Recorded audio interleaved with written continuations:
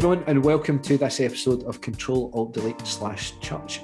My name's Stuart, and it's my pleasure this week to welcome Dr. Donald Macaskill, who's the Chief Executive of Scottish Care, and who in a former life sat pretty close to me in a desk in an office in Glasgow somewhere. How are you, Donald? I'm very good, Stuart, and lovely to join you in what I hope is going to be a relaxing conversation. We'll see about that. Donald, Scottish Care, for those who don't know about the organisation that you lead, what is Scottish Care and what does it hope to do? Okay, so Scottish Care's a representative body. A bit like the CBI for industry, we are the representative body of most care providers in Scotland, especially for adults and older people. So our membership, which is just under 500 organisations, is made up of charities, not-for-profit, worker collectives and private providers, both multinational private and small family-run businesses, delivering social care, first of all, in the care home, residential and nursing home setting, and secondly, our members also constitute a large number of people who deliver care at home, housing support and sheltered housing provision. So across the piece, we represent the majority of organisations who deliver care and support to older people and adults with disabilities and brain injuries in Scotland. And what that means in practice is that we're there to seek to influence political dialogue, improve terms and conditions, campaign on particular issues. And we also have an unusual position in that we negotiate with government annually the resourcing that comes into the social care sector, or more often the resourcing that doesn't come into the social care sector. And how long have you been involved in this area of work? So I've been doing this specific job for 5 years come April the 1st, the longest April Fool's joke that anybody's played on me. And before that, I ran a human rights and equality consultancy. And as part of that work, really was spending a lot of my time working in the care sector around particular issues. This job became available, and my predecessor, who I had known for some time, persuaded me that I might quite like doing it. Mm-hmm. And I listened to him. And was he right?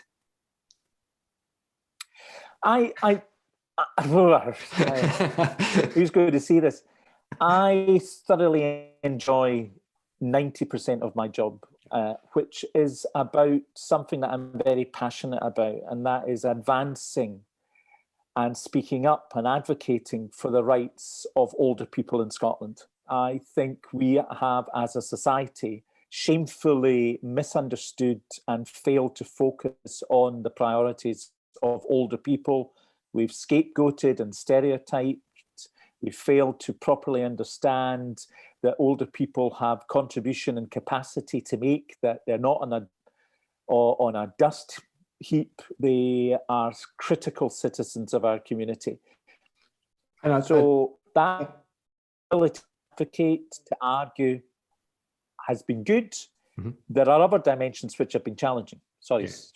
And I would imagine, I don't need to imagine, I know that the last year has been one of the most difficult. So the last year has been harrowing and hard for anybody involved in care. And obviously the care home sector in Scotland has been particularly challenged. And we knew this would probably inevitably have been the case. We could see what was happening in Spain and in Italy and France, that this coronavirus, which we called the new coronavirus, was hitting our older, more frail population the hardest, and especially those who were in congregated or group living. We very quickly learnt very painful lessons about asymptomatic spread, how difficult it was to control the virus. And that's resulted in devastating loss of life. It's resulted in lockdown of our care home communities, which is completely against character, because care homes are places where ordinarily People came and went all the time, popped in at the end of work, saw mum or dad or husband or wife. And we've effectively locked people out from their lives, from their relationships. And only slowly have we got better at balancing the right to preserve life with the right to family life, balancing better the importance of not just living, but the importance of living life to the full. It's difficult to state what kind of impact that's had on both the staff and the people living in care, Donald. Can you describe for us some of the impact that it's had? It's really difficult, Stuart, to describe. I'm fortunate. I do this job. I do media. I go to government clinical groups. I meet with politicians frequently, and it's safe. I can keep myself safe. But I know from the letters, from the phone calls, from the conversations I've had with hundreds of frontline staff in the course of this pandemic, that it has been terrifying. It has been full of anxiety for their own safety, but also the safety of their families and loved ones. The emotional stress of, particularly for care home staff, of losing individuals who they have known, whose story has become part of who they were, losing those individuals to this disease in very short order, intensely over a period of time, has scarred those individuals. For some, it has meant that they can't continue and have left. For some, it has meant real mental health distress and anguish. But for many more, it's meant that they are exhausted and that they are limping through. So when the rest of society began to get back to a little bit of normality in the summer and the autumn, the care sector was still under the cosh. And we've been under the cosh in care homes all the way through, but also, and sometimes the stress in care homes has stopped us remembering what's happening to women and men who go into people's houses in the community. That has been hugely concerning and anxious raising for many individuals. So I think the people who have really suffered, apart from families and apart from those individuals in care homes in particular, and those isolated in their own home, have been the workers. And we've clapped for them, but by and large, we've forgotten. Yeah, I think that, and particularly it's a sector that is, I was going to say famously, but that's not the right word. I think appallingly low paid and undervalued, and to have to work in those conditions, and as you say, the balance between care, that people become your family, because you spend every day with them, and to watch what's been happening, and to have to go home at night and then go back the next day for often not very much money, and no respite. Yeah, absolutely no respite. And you're right, Stuart. I mean, I have long before the pandemic hit been speaking and arguing about that the mark of any society is the way in which it those who are the least, but also the way in which it values those who do that care. And we have historically undervalued care all the time. And I wonder, the workforce is 86% women, many of whom have come to care later in life, so an older workforce. I really wonder if this workforce was 86% men, would we have, as we have had to, struggle and argue, and still are, for the importance of giving proper reward and remuneration. And what really sickens me, and it does sicken me, is the hypocrisy of our political leadership at local and national level, who suddenly, when people like me were arguing 2, 3, 4, 5 years ago that we need to improve terms and conditions, were deaf to that reality, but then suddenly this year have discovered their voice and discovered an ability and knowledge which they didn't have before, and accuse care organisations, be they private or charitable, of not rewarding staff, when those same hypocritical individuals, only interested in their own power and self-interest, ignored the reality that we were buying care in the cheap for generations in this country. It's been an ongoing conversation, hasn't it, for years and years and years, the gap between the funding that's available for care and the cost of providing good care for people. It's a conversation that we've come across, in the church. The Church Scotland obviously has Crossreach, which has been one of the biggest providers of care, and that's a conversation that comes up every single year, that we can't afford to provide the care that needs to be provided at a level that's dignified. Absolutely. Crossreach are one of my members, and we do a lot of work together, and they, like us, have been saying you get what you pay for. And if you treat care as being something which is about driving the price to the bottom, getting the most for the least, then that's resulting in a broken system.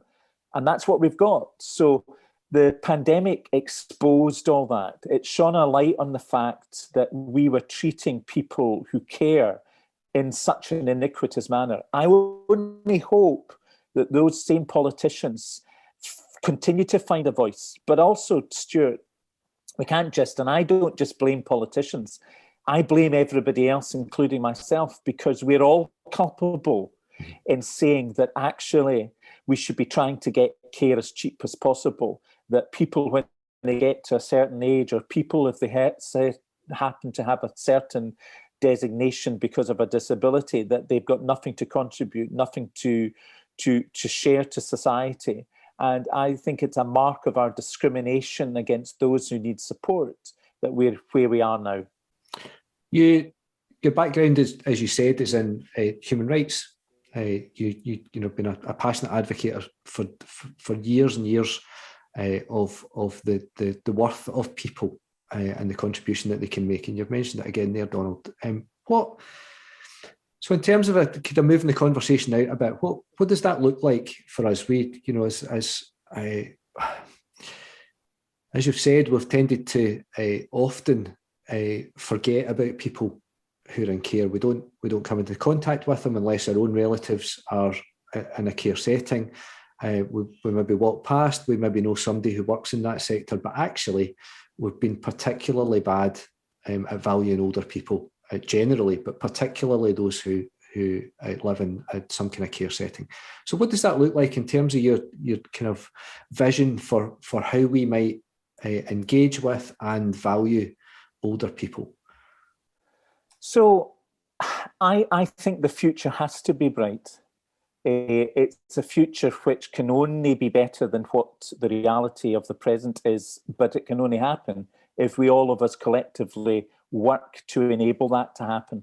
And for those in positions like the one I am in, or those in local government, or those in national government, that means collaboration and partnership rather than partisanship and self-interest. And one of the steps towards that brighter future is, I think, the review that was undertaken, which has been published on the future of adult social care in Scotland, which, first of all, it's got three parts to it. It first of all says we need to change the narrative. We need to see social care as part of a social covenant, which citizens we need to have one with the other. And I like the fact it uses the concept of covenanting, because in a theological and in a religious sense, there's a sense there of a commitment into each other's humanity. It speaks about the need to embed human rights. Now, human rights are very easy to talk about, and our politicians, for instance, are very good at talking about being defenders of human rights. But human rights have to come off the paper and have to be lived in people's lives. So they have to do with dignity, and dignity has to do with the resource you allocate to somebody. Dignity has to do with giving that person choice rather than telling them what they can do and what is available to them. Dignity has to do with changing our relationship between a community and an individual. So the review offers many models of what a future might look like, including the creation of a national care service. Now, if you get below the sound bites, that essentially is about giving people greater control, greater choice, and creating a system which has the public good at its heart. in essence, it is about treating social care with the same degree of equivalence as we have in terms of our National Health Service. But, and this is a big but, we have to recognise that social care is not healthcare. So if I have an accident and I end up in hospital with a broken leg, I'm not really that bothered about who treats me in that hospital emergency unit, providing they're appropriately qualified. But if as a result of that accident, I require lifelong care and support in order to enable me to be myself as a part of the community, then I sure as dickens want to have a say, I want to have choice, I want to have control, and I want to have voice. So healthcare, emergency acute healthcare, is very different from social care. And so my hope is that whatever we end up with in a national care service, that choice, individual autonomy, human rights, and dignity are the energy of that service. It seems as though, I think I'll often think that the National Health Service is misnamed. It's a National Sickness Service. You go when you're unwell. It's not really about well-being. And what you're describing actually is a service that's all about well-being. It's not about what medical intervention somebody needs or what assistance people need, often with some kind of health issue. It's about fullness of life. Absolutely. And social care at its worst has been about an elastoplast approach, a bit like the National Sickness Service that you talk about. It has to be about preventative care and support. How do you enable this individual who requires support? And at different stages in our life, we will all of us require support. How do you enable them to play their full part as a citizen in a community? The best way of doing that is to invest in preventing decline, deterioration, and illness. And that's why social care at its best has been about helping people to be independent for as long as possible, part of their community, contributing what they want to contribute. At its worst, we've been an emergency service which has been horrendously built around time and task. Somebody going in for 15 minutes into somebody's home, getting them up, engaging in personal care, giving them their lunch, and then getting out of the door as quickly as possible, because that's all we thought of being of value. We need to change that around so that it's about relationship. I get to know you. I recognize that things are maybe not as they should be, and I take appropriate intervention. I help you remain connected to maintain your relationships, both in family and in community. That's what social care is all about. It's not providing a crutch, it's opening a door to enable somebody to live their life to the fullness. It is indeed about well-being. You've written recently about spiritual care, and spiritual care being everyone's business, which is a kind of key phrase in some of the kind of spiritual care literature that's around at the moment, and policy documents, and an aspiration that we all have a part to play in people's spiritual care. For those people who are probably watching or listening, often their context is going to be in and around churches, and so the idea of spirituality isn't one that's alien to them. But what do we mean by spiritual care, and why isn't that just the minister's job? Oh gosh, I could have done with some notice of that question. Spirituality for me is what is the essence, the heartthrob of humanity. It is that which distinguishes us one from another and ourselves as a community. And so for me, the role of the formerly religious in the churches, in our denominations, is critically important. But actually, it's only one part of the jigsaw. So over the years, I think we've increasingly understood, and it goes back to that issue about well-being, that we are not just a set of neurons. We're not just helping and healing somebody if we attend to the physical scars of an injury, but that we enable somebody to be better and well if we attend to the totality of who they are as a person. And part of that, for many individuals, is their spirituality. And it might be expressed in a religious formal commitment, but it might equally be expressed in enabling somebody to be part of their community, to appreciate their mental well-being in terms of their ability to access nature or music or opportunities. So I think we're slowly beginning to discover in the social care context what I have begun to start calling a human rights-based approach to spirituality. Because all too often I have seen and read literature which creates those as opposites, that presents human rights as a charter of obligations and responsibilities without realizing that the story of human rights is the story of theism and faith in most world communities. It is the articulating of what it means to answer the question, what does it mean to be human?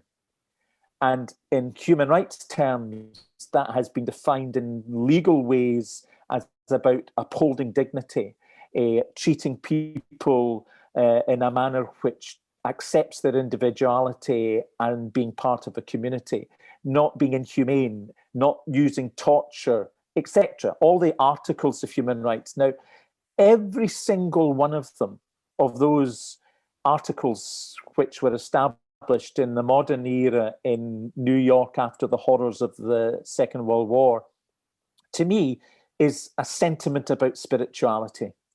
That document, which was born out of the horrors where we evidenced man's and women's inhumanity to each other, that document is a spiritual description of what it means to be human.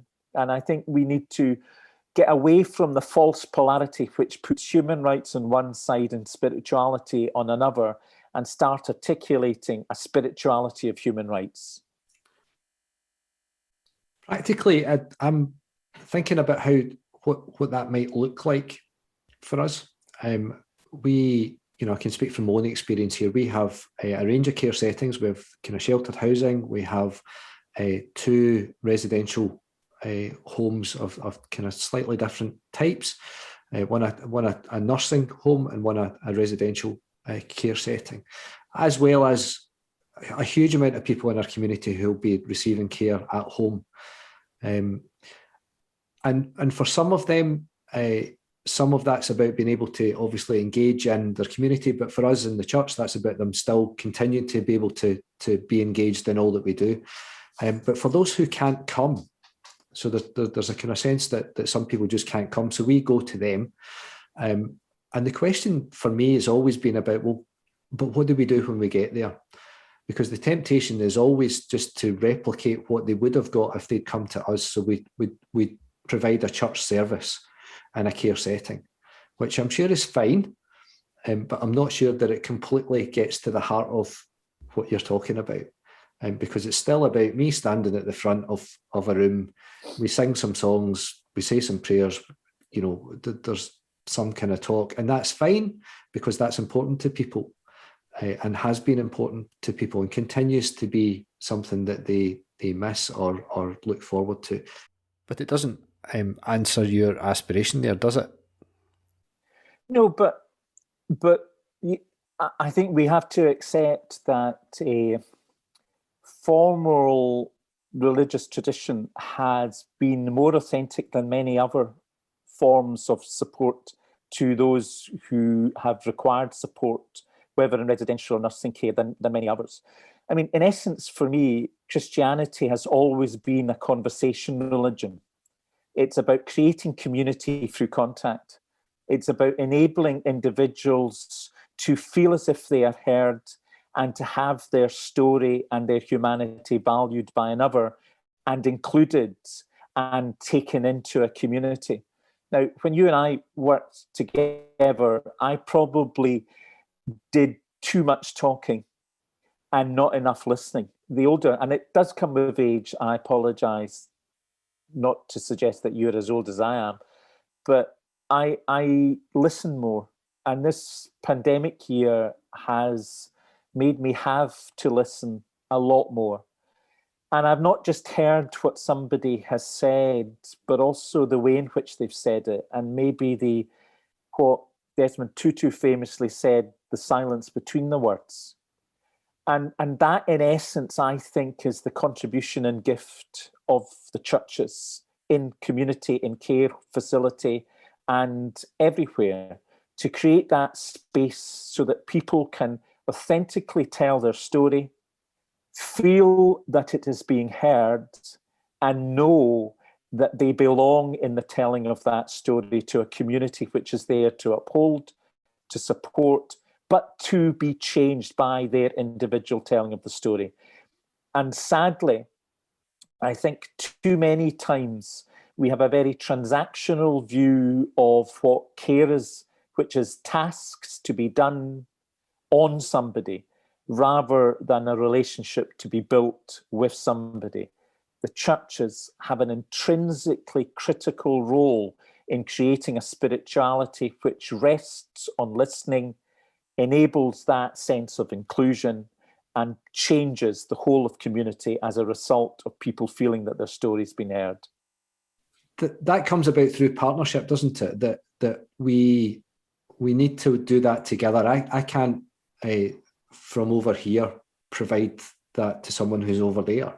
You know, there's a proximity thing in that, isn't there? So that we need to be around. You know, to build those relationships, we need to be present to people, don't we? Yeah. So there's a great concept which originated in social care, particularly in learning disability services, and it's the concept of personalization, where instead of expecting somebody to come to you, you take off the shelf what you think they need and they fit into what is provided. You learn the skills and the ability to change what you offer to somebody to mold that offer to the needs of the person. So it's not a square peg fitting into a round hole. That's what person-centered care and support is. It's building the support and the care around the needs, desires, wants of the person, which first of all means you've got to listen to them. Secondly, it means you've got to be prepared to change, to be surprised. And thirdly, you've got to be prepared together to mould the care and support around. I think we need to move into a third stage, which is about person-led care and support in my sector. And I think the churches at times need to make that journey equally, which in essence is just being prepared to be in partnership, but to be prepared to be completely led by another, so that empowerment is not just a concept, but a reality. And that ultimately, you know, if I think of the Judeo-Christian tradition, ultimately is where the churches should be. It's not the retention or retaining of power and influence. It is the disinvesting of that. And through that means of allowing the person, the people, the individual human being in the relationship to lead and feel that they are growing in their dignity and in their humanity. That, in essence, is where you discover new insight, dare I say, even new revelation of what it means to be church, and then for a care perspective of what it means to care and to not bestow dignity, but share dignity. Yeah, and it's very much in the language, isn't it? We talk about service provision. So therefore, I have something that I can give to you. Yeah, absolutely. You know, we do that across the, you know, the whole. We've become a transactional society, haven't we? Yeah.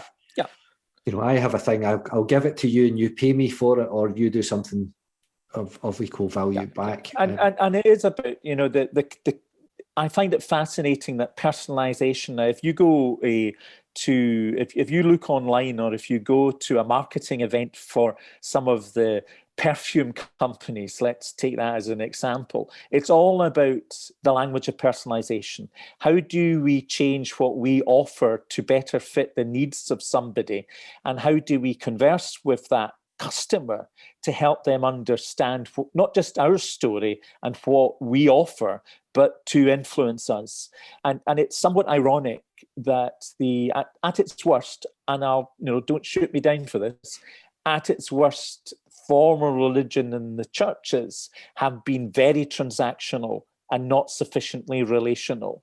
That instead of giving the space to be surprised by what the conversation leads to, we've predicted the outcome of the conversation. And when I reflect and think of the essence of Christianity and Christ, it is a dynamic openness which is there and which is vulnerable and which allows humanity to be changed by what is heard. Yeah, Jesus almost always answers a question with a question because it's about a conversation, isn't it? Why is that important to you? Yeah, the classic child asking why, and the second question is why. And the ability to ask why creates a better social care system, but it also creates a better humanity. One of the things that you've also been writing about recently, Donald, is the kind of sense of mental well-being, mental health in older people. And I think, one of the things that we do is we just kind of assume that aging is going to lead to a decline in physical well-being, but also in mental well-being, and we just, I suppose what we do is we suggest that things like Alzheimer's, dementia are inevitable, and that it's one of the reasons that we put people somewhere else, because we really don't know what to do with those kinds of conditions, and we don't know how to live well with people who live with dementia. But mental well-being is that, but it's also much more than that, isn't it? Yeah, and so some of the things I've been talking about and writing about recently have to do with the system's failures for older people. So, I know too many people who've had life-enduring mental health challenges, and that's the majority of the population, let's be honest. And then when they've reached the age of 65, that artificial indicator of age and seniority, services and supports have literally been like a cliff face, and they've dropped off it, which is the words of an organisation working in this area. But I think we need to go further. And so there's two things in what you said. One is that we have tended to create of dementia and Alzheimer's the modern day equivalent of out of sight, out of mind. We can't cope with it. We're uneasy, so we lock away and we put away. Now, for me, every human individual lives until their last breath. And I have seen in palliative and end-of-life situations with people with advanced dementia who'd lost the ability to communicate traditionally in terms of words, their ability to love, to be loved, to communicate, to change, and to learn up until the last days of life. So we limit our humanity by designating that we've got a sell-by or a use-by date, and we do it all the time. So there's a big question there about the stigma that we've allowed to grow up about dementia and about Alzheimer's. But there's an equally big question, which is we have extended age and life expectancy, which is glorious. And, I don't think anybody should be apologetic about that. But what we've not done is given focus on enabling people to be resourced, to be equipped, to live longer and live better. And that includes being able to deal with the mental distress that comes with living long. So you will lose far too many people, including some in your own family, through loss. And you will have to deal with a journey of grief and bereavement. But we don't prepare and we don't equip people for that. You may have degenerative conditions such as dementia and Alzheimer, but just as 30 years ago, cancer was seen as the death knell, and now we talk about people living with cancer, we need to change the narrative to start celebrating life with dementia, not the reality of its existence, but to start recognizing that people don't stop living and loving simply post a diagnosis. So in that sense, I think there's a real potential for us to transform older age and to see that people have contribution to make regardless of the number on their birth certificate. Absolutely. I think for me, one of the saddest phrases that goes around is the kind of idea that when we encounter someone living with dementia, that they're not the person they used to be. Yeah. So I'm not the person I used to be. I've no doubt, Stuart, you're not either. We are the collection of the experiences and the fragments of the memories that we have. And I've forgotten more than I will ever know in the future as I get older and older. But I'm not less of a person. I may be different tomorrow than who I am today and was yesterday, but I've still got value. I've still got something to say. Some people might say far too much. I've still got, I think, something to contribute. So we do need a radical transformation on what I call the cult of youth, which, beauty is all about the appearance of perfection and youthfulness. Intellect is seen as a young man's game or a young woman's game. The exercising of power we feel is inappropriate once you reach a certain age politically. There's so much in our society which is age discriminatory. And that's perverse, because if we look at some of the societies in our world where age is valued, they're much richer. They're much deeper. And as a result, youth is much more valued because older age is valued. It's not an either or, it's a both and. Yeah, and I think we often see that as a kind of trade-off. It has to be one or the other, and that's nonsense, isn't it? It's I think complete nonsense. And I'm not just saying that as somebody who's at the other end of the spectrum of youth. And who's beginning to feel parts of his body first thing in the morning that he didn't think were there.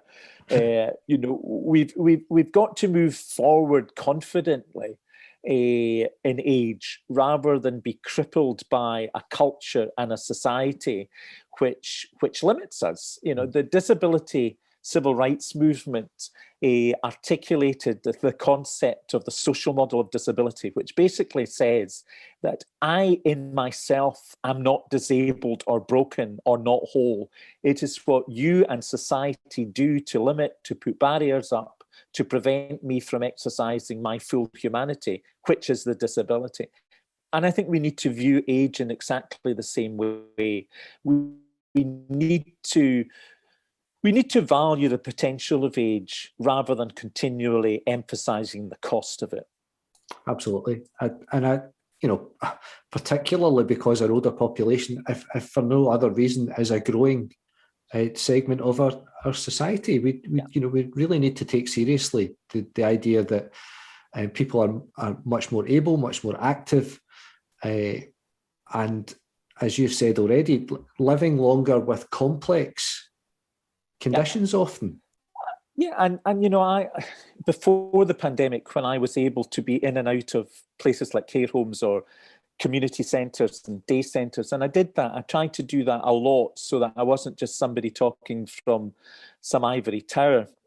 I have met so many men and women whose lives have been transformed because they've been cared for by somebody else. People, and there are far too many in our communities, who it is only in old age that they have discovered who they are as a person and that they know themselves to be loved and valued and cared for.